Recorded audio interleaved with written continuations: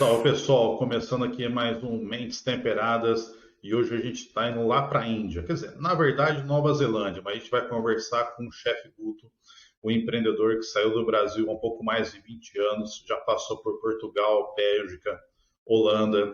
Hoje ele tem uma rede de botecos na Índia, né? Ele levou o conceito botequim carioca lá para os indianos apreciar, está montando alguns negócios na Nova Zelândia e ele vai contar para a gente como é que é ser um empreendedor em multi-locations, né? Como é que é ter restaurantes em diferentes lugares do mundo e os desafios de fazer tudo isso. Chefe Guto, muito obrigado aí pelo seu tempo e conta aí, os indianos comem ou não comem carne? Obrigado aí pela oportunidade de contar um pouco da história. Você vê que empreender em vários lugares, ó, tudo branco, vai ficando tudo branco, não tem jeito, é preocupação demais. Bom, cara, eu saí do Brasil há 21 anos atrás e eu tinha essa ideia de ir para a Índia porque eu sempre gostei de comida indiana e eu falei, pô, eu quero aprender a fazer comida indiana e eu quero aprender a fazer lá na raiz. E saí do Brasil em 2002 e fui para Portugal. Eu estava indo para Nova York, tem um grande amigo em Nova York, o Chico, que era chefe de um restaurante italiano com a parte francesa. E uma vez ele esteve no Brasil e eu dei uma mão para ele em algumas coisas. E eu resolvi, falei, não, vou dar um rolê. Falei com ele, mas aí acabou que eu virei a cabeça e falei, não, vou para a Europa. Vou para a Europa, que é o berço da culinária. E fui para lá e fiquei em Portugal uns anos. Depois conheci minha esposa em Portugal, ela é holandesa. E depois de uns anos eu falei com ela, vamos para a Índia, vamos ficar lá uns 2 anos no máximo, eu vou aprender a cozinhar o que eu quero. E aí a gente volta para a Europa e a gente vê o que a gente faz. Nesse momento eu estava meio que de sociedade já num restaurante em Portugal, em Lisboa, no bairro Alto, o restaurante chamava Sul, maravilhoso lugar. Bom, fizemos as malas e fomos para Goa. Nunca tinha pisado na Índia, minha mulher nunca tinha pisado na Índia. Cheguei com 2 malas, entrei num hotel e, cara, quando você chega na Índia a primeira vez, é um choque. Você olha em volta e você fala, porra, onde eu vou comer?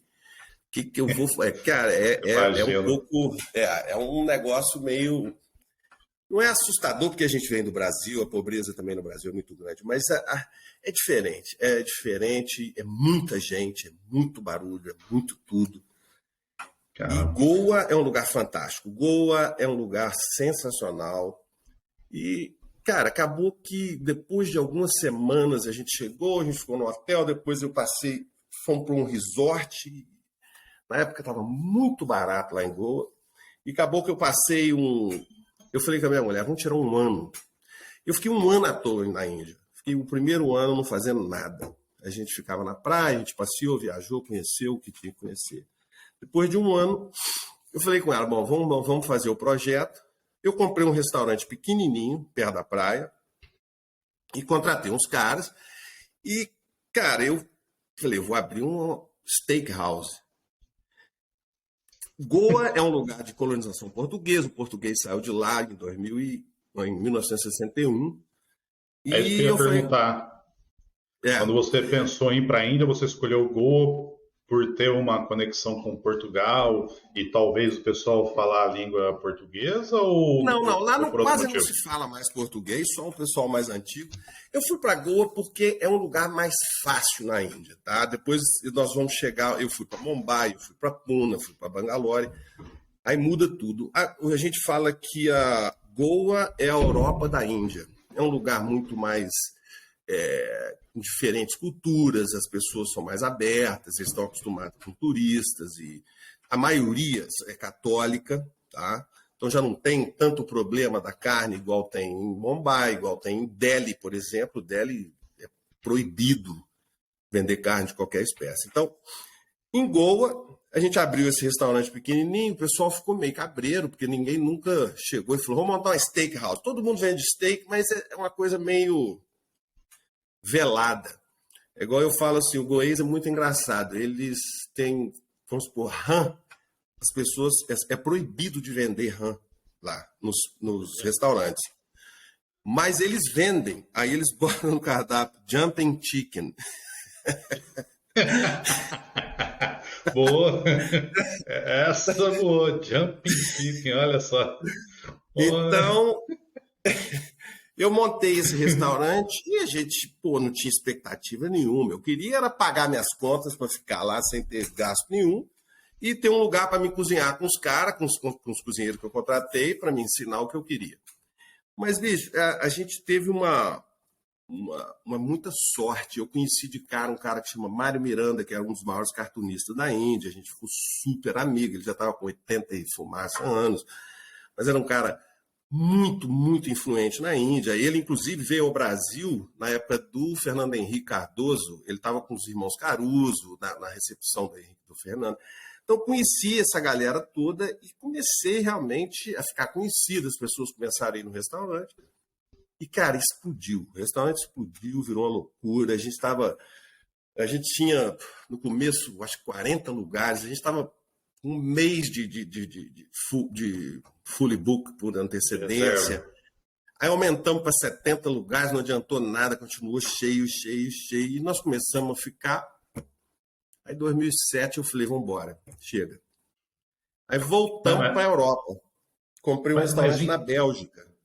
Na Bélgica. Mas empreender lá Mas empreender nessa época lá, como é que é assim? Empreender assim, a parte de legislação era complicado? Não era nada de boteco ainda. Era um restaurante que a gente chamava de Fusion. Não tinha nada de boteco ainda. Foi só um restaurante que a gente montou, não era especificamente comida brasileira. Era um restaurante internacional. Não, mas eu digo assim, a parte de legislação, papelada... Você tem que ter, toda vez, alguém, um indiano, para te dar suporte. Nesse primeiro restaurante, eu não tinha um sócio. O que eu fiz foi o seguinte, eu fiz um leasing do restaurante, que ficou no nome do local, e eu dava o dinheiro para ele pagar as contas e fazer tudo. Ele não tinha nada com o restaurante, eu só pagava aluguel a ele. Mas a gente tinha uma treta meio obscura. E aí vendemos esse restaurante da Índia, inclusive em 2005 ou 2006, foi o primeiro como é que chamava lá? Food Award India. Nós ganhamos o melhor restaurante internacional de Goa na época. Bom, vendi o restaurante, fui para a Bélgica, compramos um restaurante perto de Bruges, cidade medieval, linda, achei aquilo uma porcaria, mas eu não gostava da Bélgica de jeito nenhum. Chovia demais, o povo feio demais, um lugar horroroso, não gostei mesmo. Um dia eu acordei e falei com a minha mulher, não tô de brincadeira não, eu falei com ela, tá chovendo? Ela falou, tá. Eu falei, vamos vender esse restaurante, vamos embora. Pronto, nós vamos para Bali. Vamos para Bali, eu tenho um contato, e tinha um contato em Bali, saímos, pegamos um avião, fomos para Bali. Compramos 2 restaurantes em Bali, um em Semanyak e um em Ubud. Entramos em sociedade com um chinês e o cara morreu. Eu voltei para a Bélgica, vendi meu restaurante. Quando eu liguei para pagar o cara, a mulher que estava fazendo a ponte, que era uma amiga nossa, o chinês morreu e eu tinha vendido meu restaurante na Bélgica. Eu liguei para essa amiga minha que estava fazendo a ponte, que fez a ponte toda do negócio. E eu falei com a minha mulher, vamos voltar para a Índia. Aí liguei para o cara que comprou o meu restaurante na Índia e falei com ele, ele chamava... What is his name? Jorgen, um alemão. Era amigo meu. Eu liguei para ele e falei, Jorgen, eu vou voltar para Goa. Você tem 2 opções. Você me vende o meu restaurante de volta, eu vou montar um do lado aí e vou te quebrar. Ele falou, não, tá bom, eu vendo ele de volta. Eu comprei o restaurante de volta e ficamos lá até 2010. Em 2010, eu falei com a minha mulher, vamos embora, vamos voltar para a Europa. Aí vendi o restaurante definitivamente para um indiano, voltei para a Europa e compramos um restaurante em Amsterdã. E ficamos 3 anos em Amsterdã. Em 2013, eu tive uma proposta irrecusável no restaurante que a gente tinha e falei com a minha mulher, vamos voltar para a Índia. Aí voltamos para a Índia. Em 2013. Aí montei um restaurante que chamava Go With The Flow. Um restaurante enorme, porra, 150 lugares em frente à praia, um lugar lindo, maravilhoso. Eu era sócio de um healer, um curandeiro indiano, era meu sócio nesse restaurante. E ele tinha como é que fala? Charity. Ele tinha um negócio de charity e a gente... Cara, foi um restaurante fantástico. Tá aí? Isso. Aí teve a história de Bali, que eu falei, aí voltei para a Índia. Isso.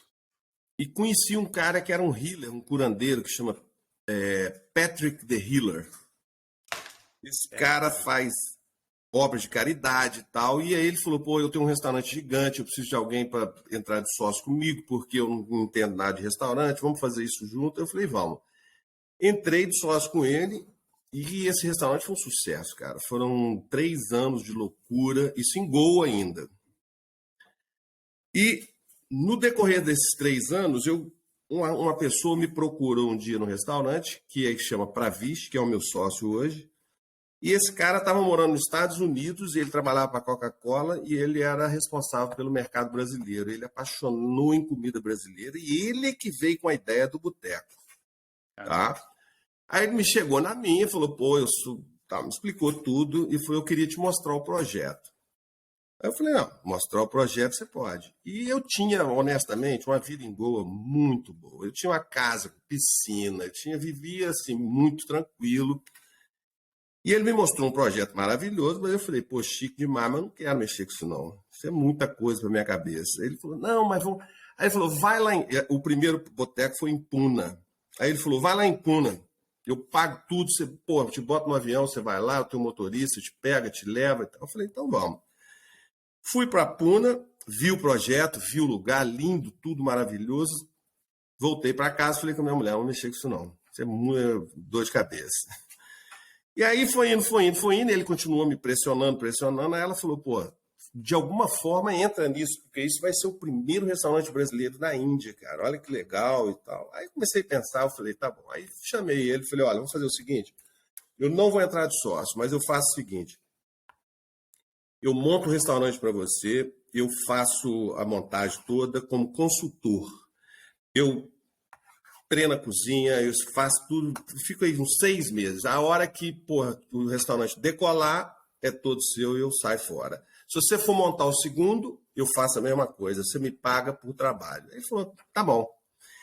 Só que quando a gente abriu, cara, o restaurante ficou um negócio de outro mundo, ficou maravilhoso. Aí eu, porra, depois de 2, 3 meses, eu chamei ele, falei, ó, sabe uma coisa?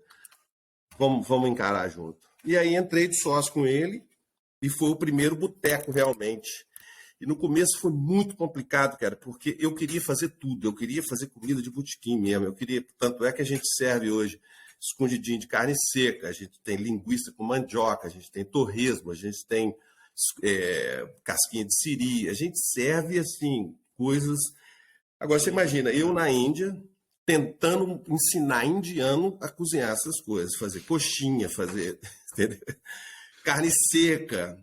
E começou, cara, o boteco virou tudo. Eu fiz uma churrasqueira enorme na cozinha, muito legal a churrasqueira.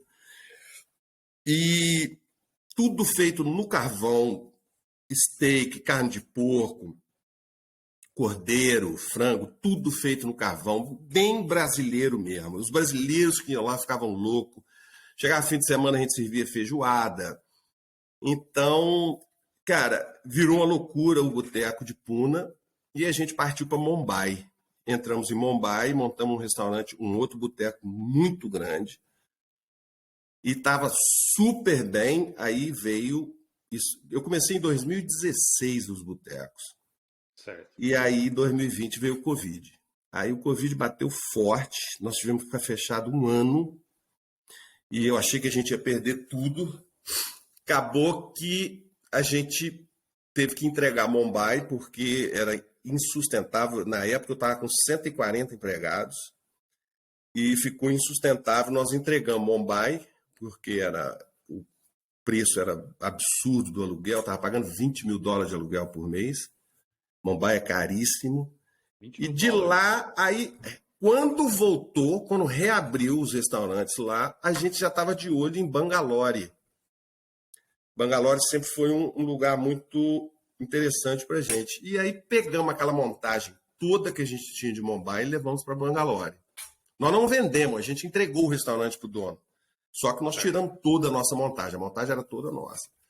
Então, levei tudo para Bangalore e em abril desse ano, do ano passado, nós abrimos Bangalore, que virou uma loucura. A gente atende, num sábado, 450, 500 pessoas. Caramba. Qual que é É. o ticket médio, mais ou menos, num restaurante? Cara, o ticket médio vai variar aí de 20 a 25 dólares, US 20, dólar. 25 dólares. E aí a gente tá falando, aí você falou que 20, 25 dólares o ticket médio por pessoa. E aí você Isso. serve comida de boteco, aí você tem na parte do bar, serve caipirinha, cerveja, como se fosse um.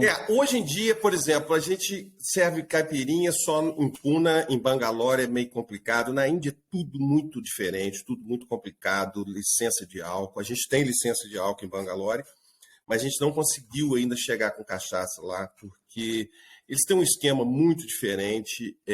São coisas assim, é uma parte muito negativa da Índia. Vários problemas que a gente encontra para poder tocar o negócio de uma forma complicado. A Índia é um país maravilhoso, pessoas maravilhosas, mas ele sofre muito com o mesmo problema que a gente tem no Brasil de corrupção, dessas coisas. Então é um pouco cansativo, é um pouco. E depois que você sai do Brasil, que eu vivi na Europa, que você vive em países que não tem corrupção, não tem, entre aspas, que todos os países têm, mas assim, o volume de corrupção é muito pequeno e não te Sim. afeta diretamente. Então você, cara, você começa a ver isso de uma forma muito negativa, entendeu? Então, para mim, hoje, ter que pagar bribe, ter que pagar propina, para mim, é doído demais. É uma coisa que realmente, porque a gente trabalha muito. É igual eu te falei, hoje na Índia eu tenho 150 empregados, tá? Então são Caramba. 150 famílias que dependem da gente e nós, cara, procuramos assim da melhor forma possível ajudar todo mundo. E hoje em dia, assim, mais e mais a gente está tendo reconhecimento. Vamos supor, agora acabamos de fazer um evento em Delhi, junto com a Embaixada Brasileira. Foi um evento maravilhoso. Nós servimos muqueca de peixe para um mundo de gente, pão de queijo. E então, assim, a Índia, o boteco chegou na Índia para ficar, Legal. entendeu? Eu acho que os indianos receberam a gente muito bem, apesar do problema da carne, ter um problema da carne, é um problema religioso, mas tem muita gente que come carne na Índia, tem muita gente que come carne, aprecia carne, e a gente não vende só carne, a gente vende tudo, a gente vende frango, a gente vende peixe, tem uma linha de frutos do mar maravilhosa.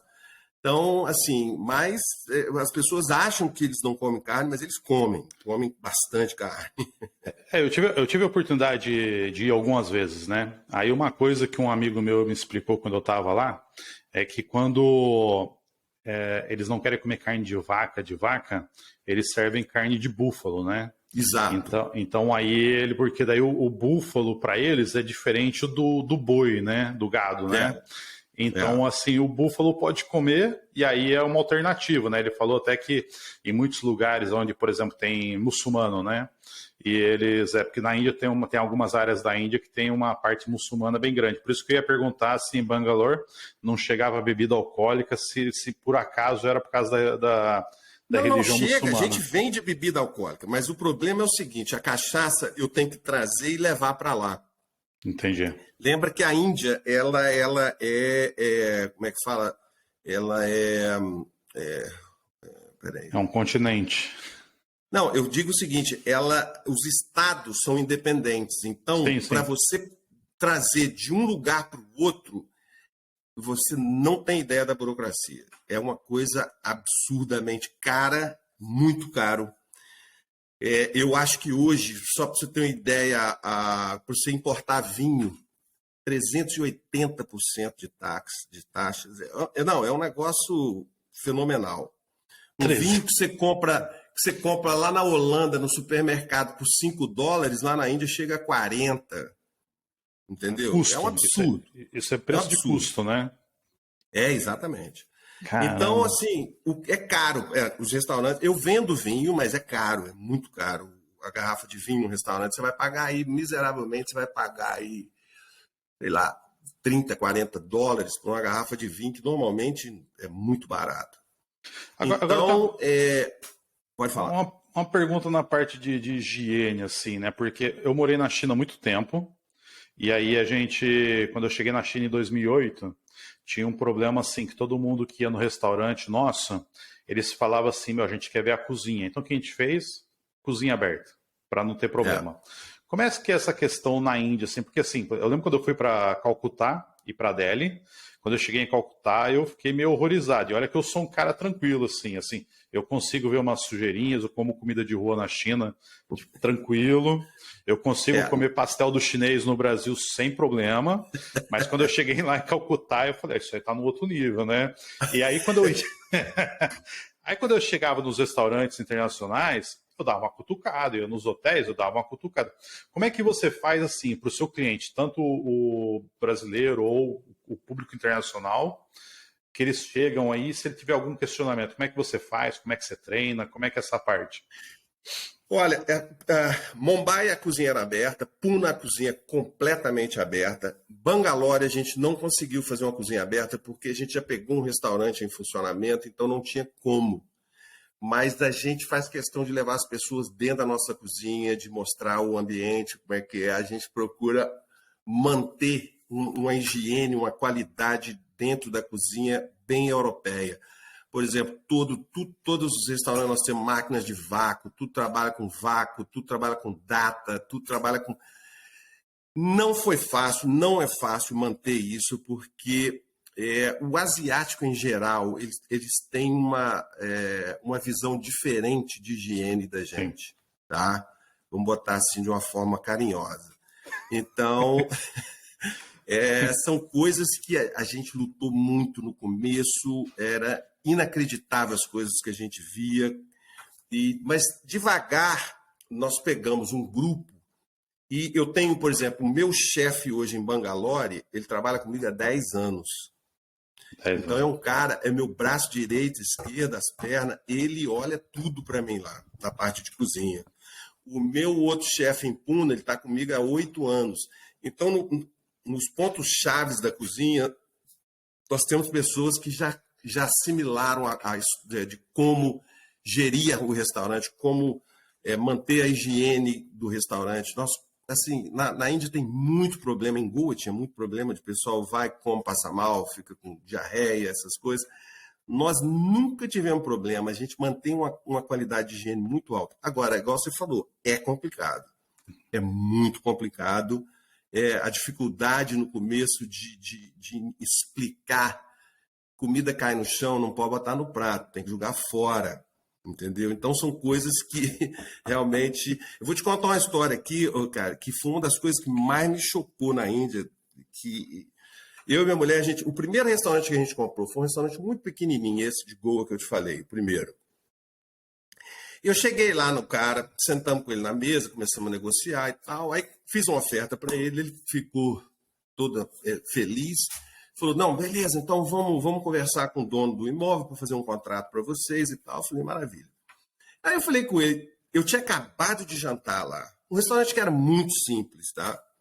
Eu falei com ele, deixa eu dar uma olhada na sua cozinha. E isso foi uma das maiores besteiras que eu fiz na minha vida. Então eu peguei minha mulher e entramos na cozinha. Cara, quando eu entrei na cozinha, primeiramente, o que eu vi foi um corredor, mas assim, um corredor de horrores, uma sujeira. As panelas, parece que o cara nunca nem passou um pano na panela. E quando eu olhei para o chão, eu tinha comido um frango tandoori, que eles chamam, feito no tandoori. Tava tudo no chão, mas não tava no chão dentro de alguma coisa, não. Tava no chão com água preta em volta. Aí eu olhei para minha mulher falou, nós acabamos de jantar isso.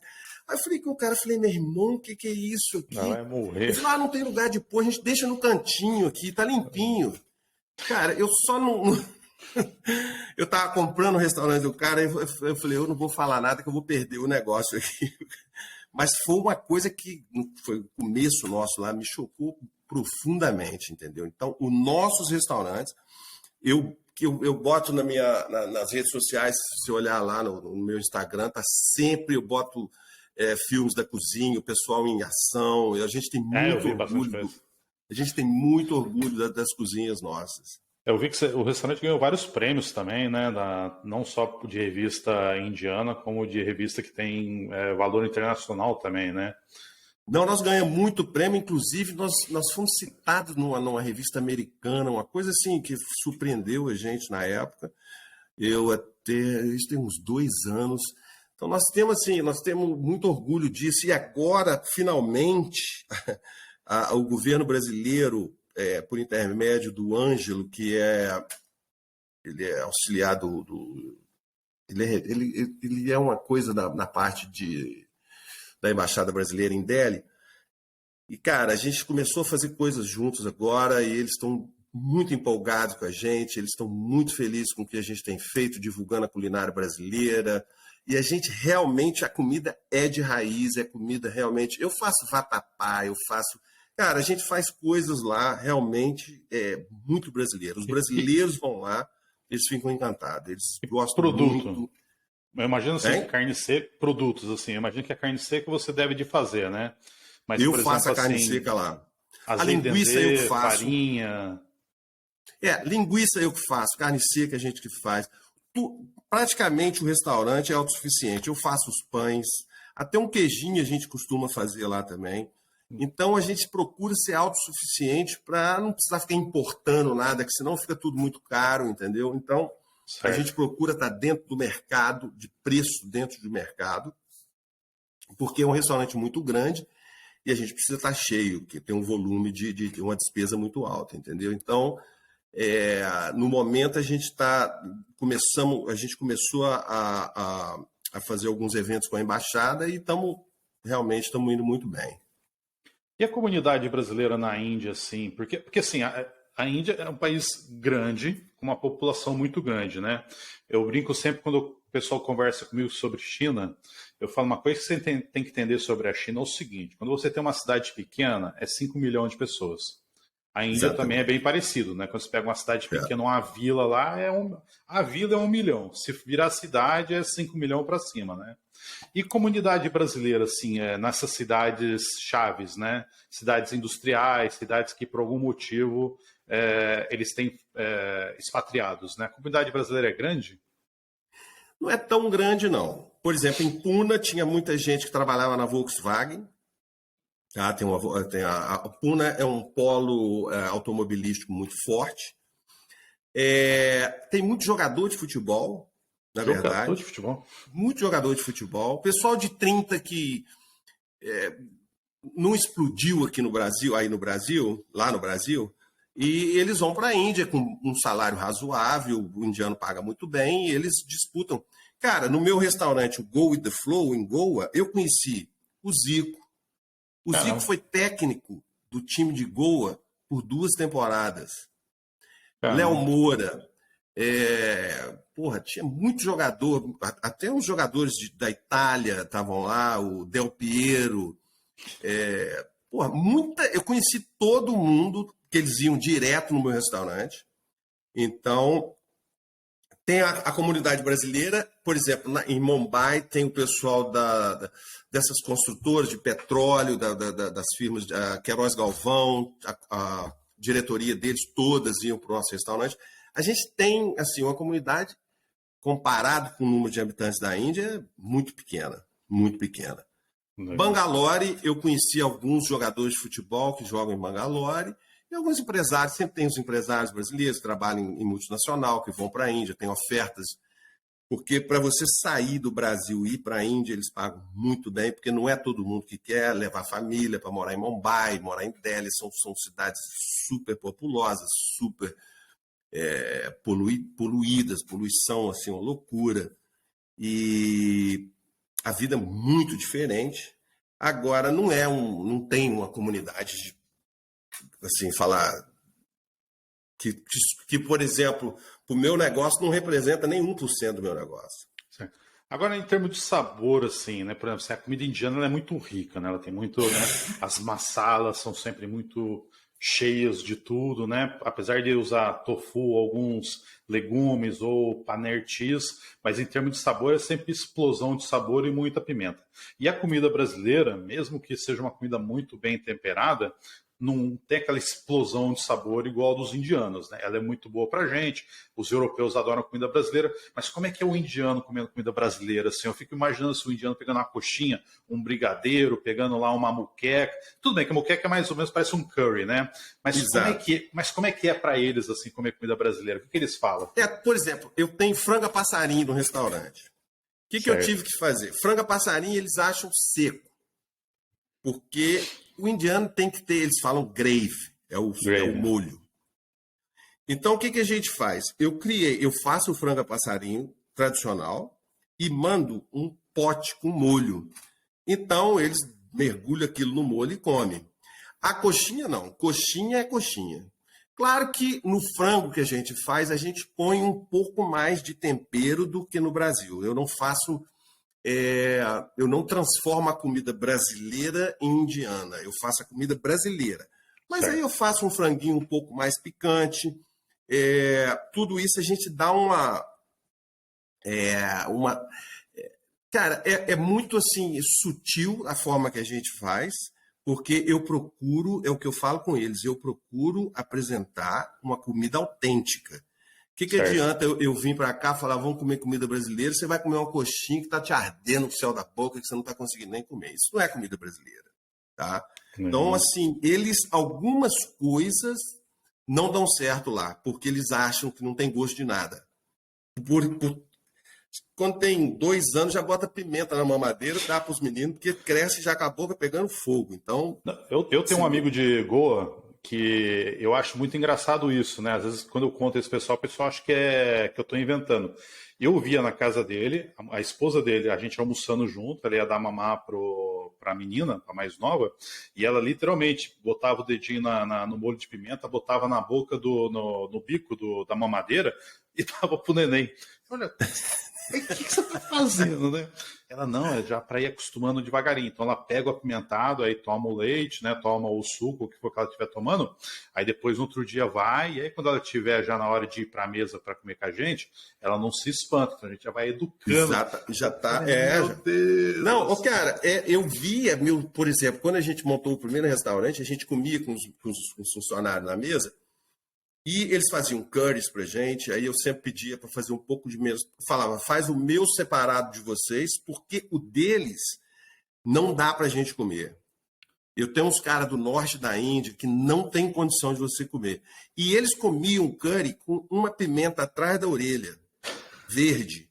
Então ele comia 4, 5 garfadas, pegava a pimenta, rápido, comia um pedaço da pimenta e continuava. A gente olhava aquilo e eu falava, vai morrer, porque Não dá, não dá. Agora, para o pessoal que, sei lá, o podcast, a gente criou ele assim para mandar informação para o Brasil, para quem tem vontade de empreender ou de imigrar e trabalhar.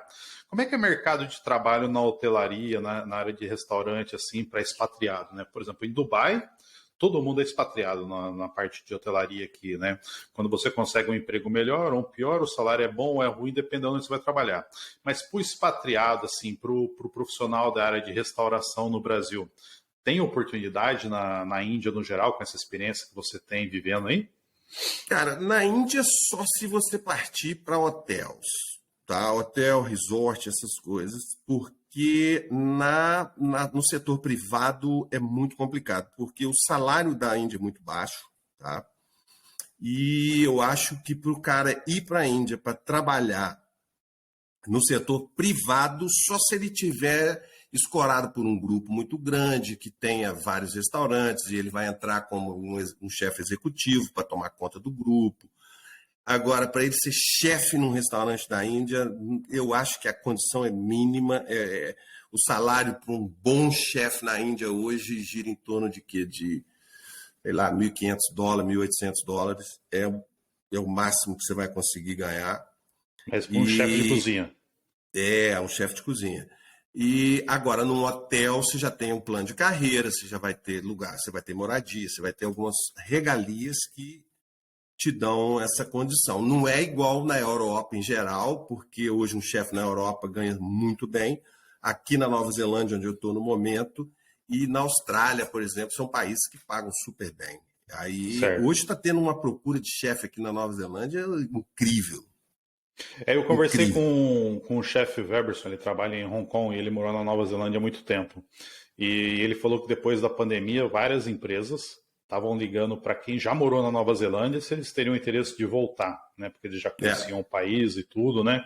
Então, assim, eles estão meio que na caça, né? E ele comentou que na Nova Zelândia a entrada é um pouco mais fácil que na Austrália, né? Que na Austrália ainda o governo ainda meio dificulta um pouco a tem alguns imigração. países que estão facilitando horrível. O Canadá hoje está pedindo, pelo amor de Deus, parece que é o país que mais tem procura hoje e oferta de emprego no mundo é o Canadá. Eles estão e pagam muito bem, pagam muito bem. Agora, a Índia, cara, eu acho o seguinte, você conhece, para um chefe que está começando, que quer uma experiência, é uma experiência fantástica, cara. Comida indiana te abre a cabeça de uma forma assim. Eu completamente mudei o meu jeito de cozinhar depois que eu aprendi a lidar com as massalas, que eu aprendi a lidar com as especiarias, que eu aprendi a lidar com tudo, porque é uma cozinha riquíssima, uma cozinha maravilhosa, para mim uma das cozinhas mais saborosas do mundo.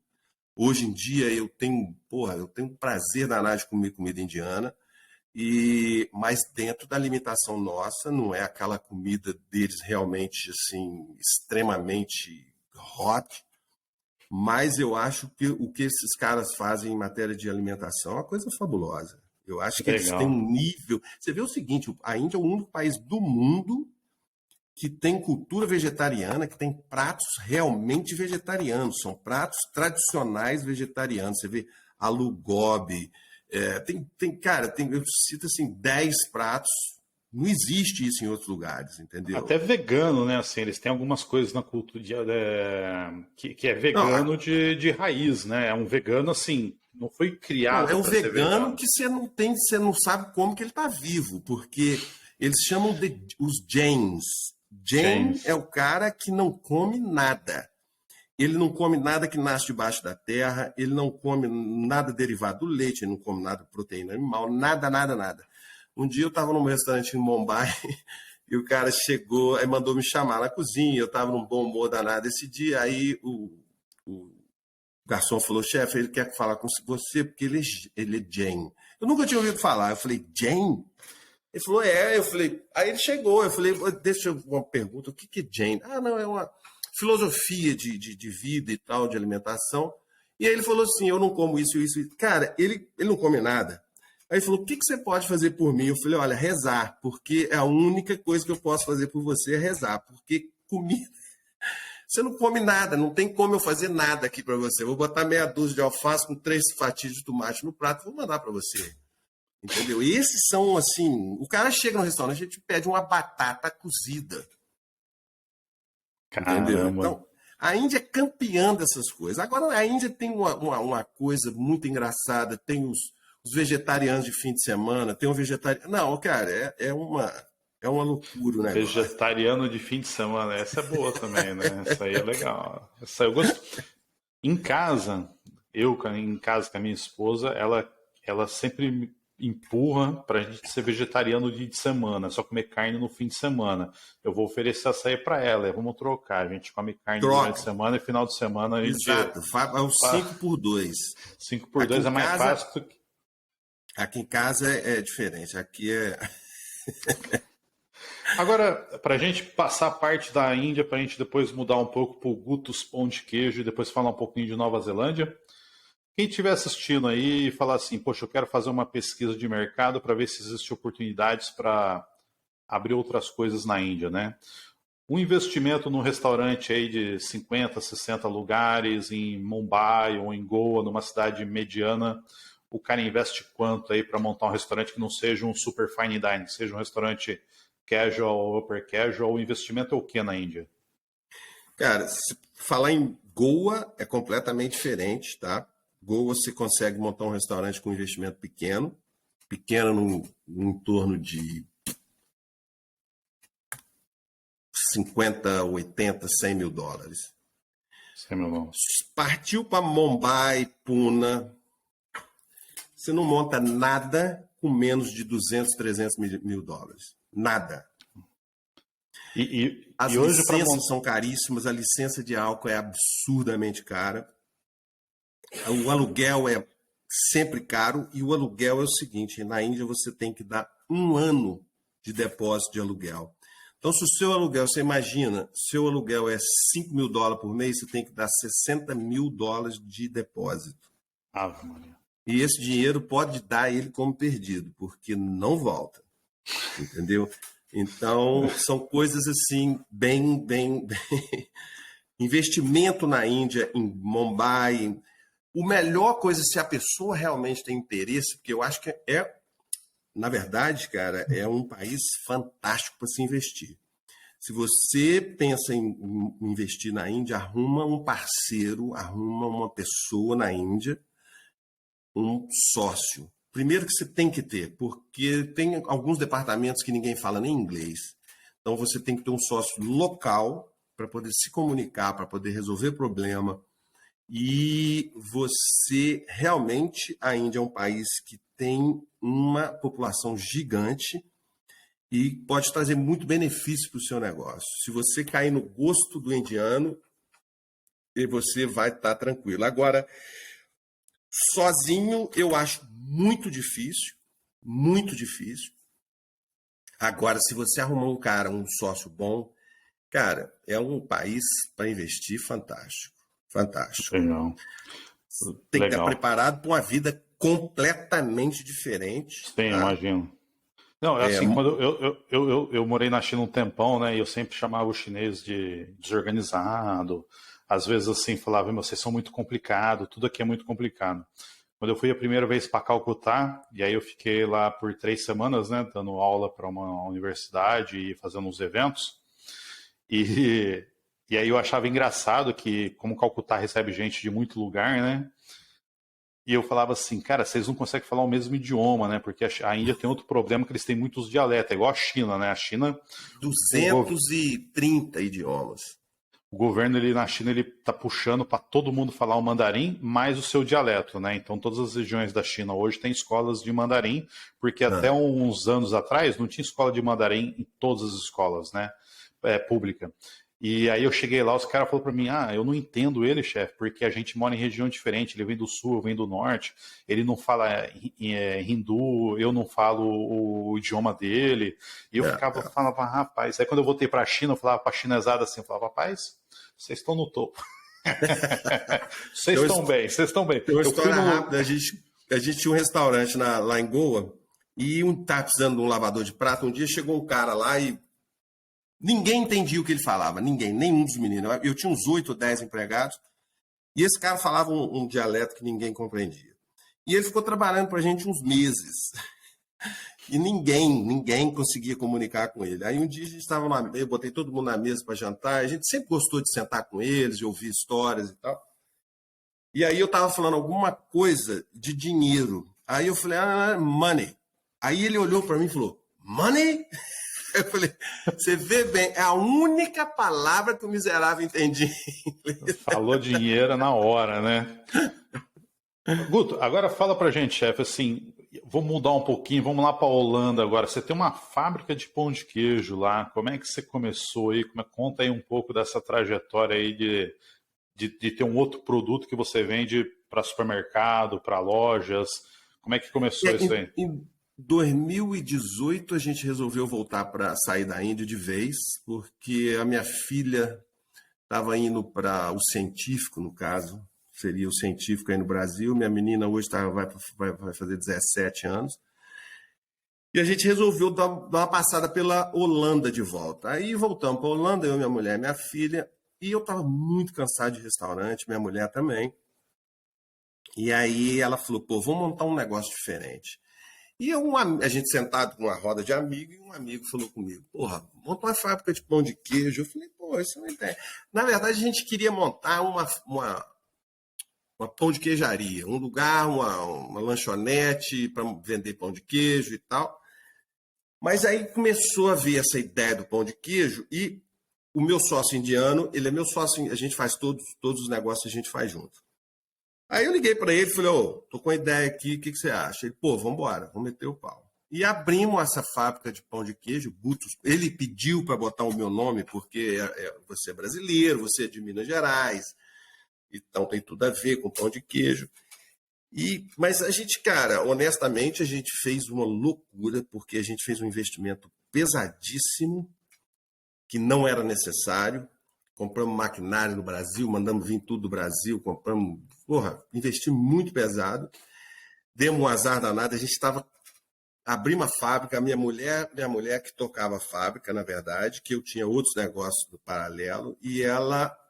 Cara, e a gente começou a subir, e já estava entrando nas maiores caterings da Holanda, aí veio o Covid, cara, foi uma chinelada. E nós ficamos numa situação muito ruim, porque todos os nossos negócios ficaram fechados. Mas aí o pão de queijo não fechou, mas a gente tirava dinheiro da Índia para jogar no pão de queijo. Como fechou a Índia, a gente não tinha mais dinheiro da Índia e não tinha dinheiro do pão de queijo. Então, a fábrica deu uma meia...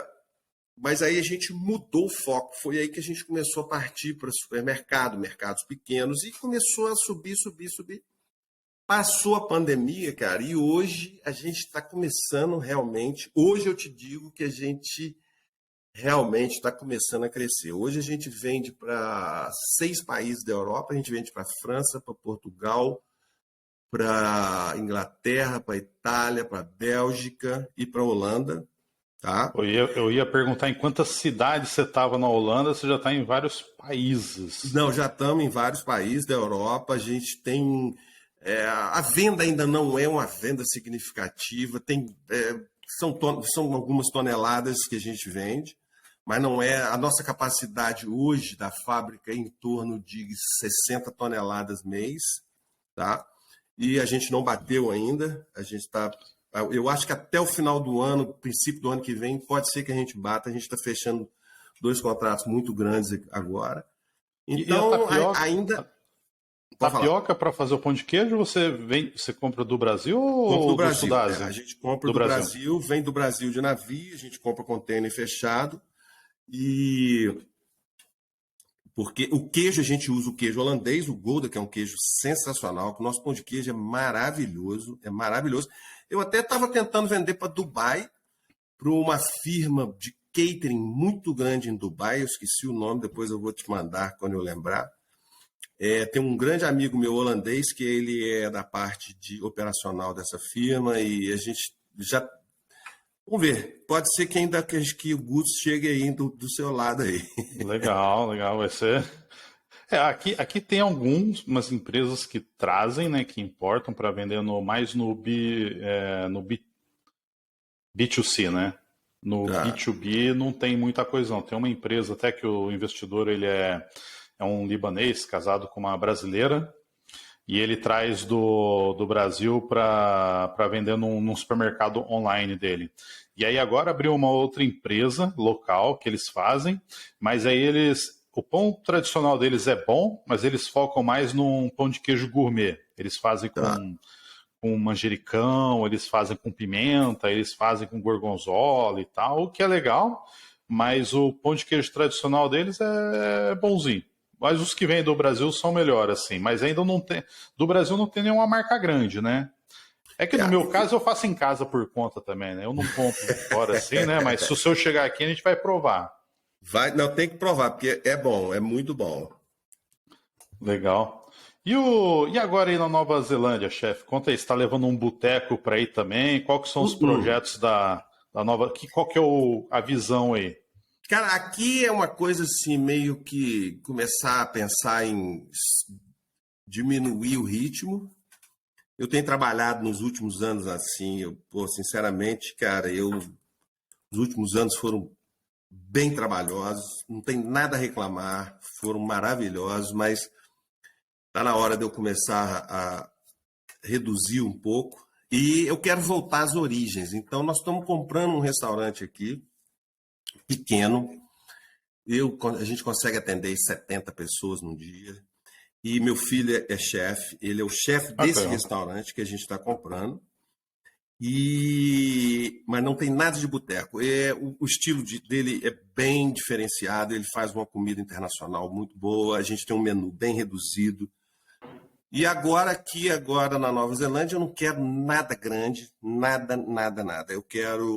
Eu vou à Índia a cada 2 meses e meio, 3 meses eu vou à Índia, fico lá um tempo, volto para cá.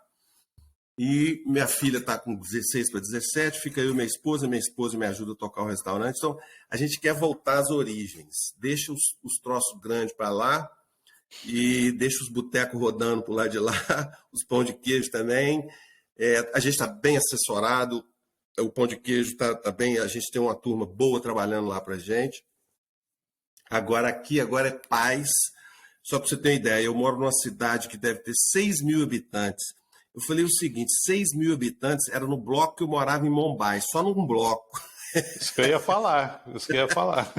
Quando eu morava em Xangai, o condomínio que eu morava tinha 20 mil pessoas. O pessoal não acreditava. Eu falei, é só contar a quantidade de prédio, certo?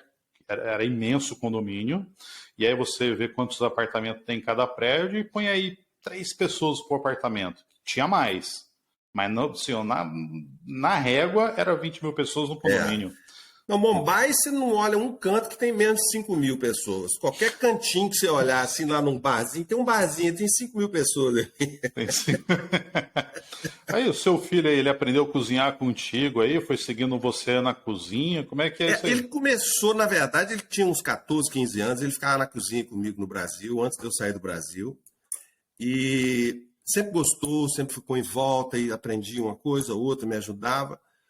Aí eu fui para Portugal, aí ele me ligou, pai, quero ir, veio para Portugal.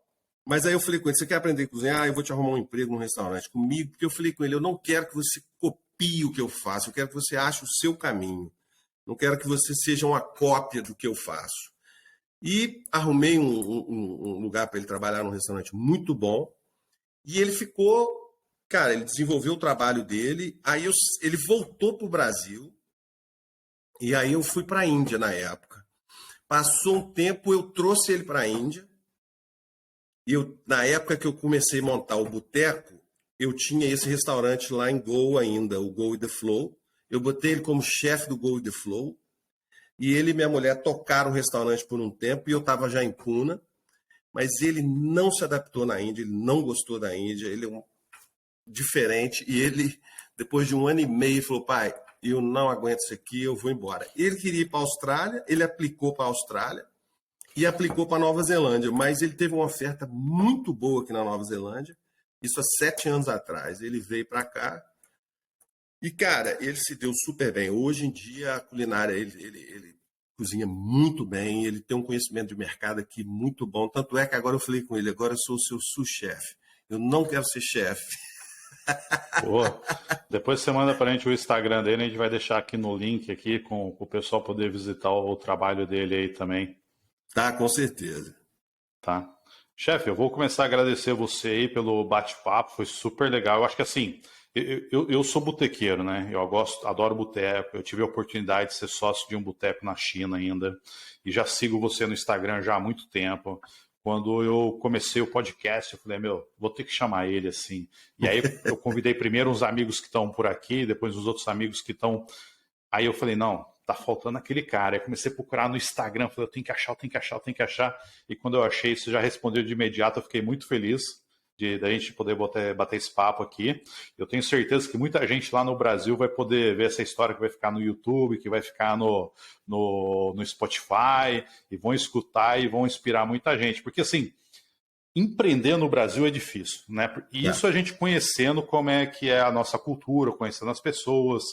E aí, empreender na Europa não é tão fácil também, né? Mesmo assim que as regras do jogo sejam um pouquinho mais claras, tem outras dificuldades por a gente ser imigrante, né? Mesmo que seja casado com uma europeia e tenha o passaporte, mas as pessoas sabem.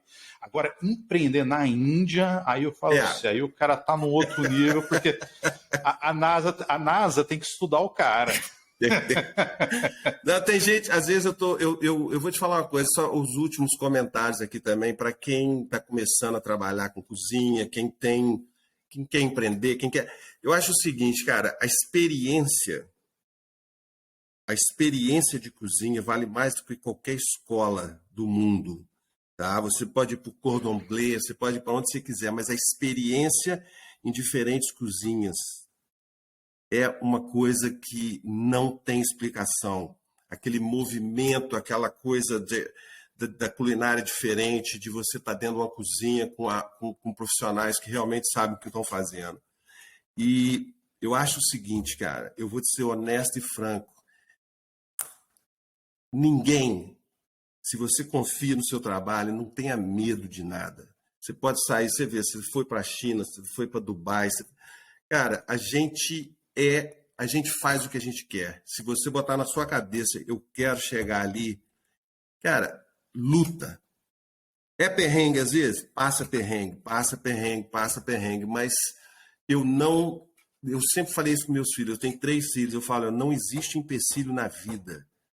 A gente que cria o empecilho. O único empecilho que tem uma doença, um problema que você está fora do seu controle. Agora, você falar que tem empecilho, não tem. Porra, se você quer trabalhar, tem lugar para trabalhar. Se você quer fazer qualquer coisa no mundo, tem como você chegar lá. Entendeu? Então, eu acho que você tem que vestir a sua camisa e falar, pô, eu vou e vou me dar bem. E você vai se dar bem, cara. Se a gente trabalhar... Legal.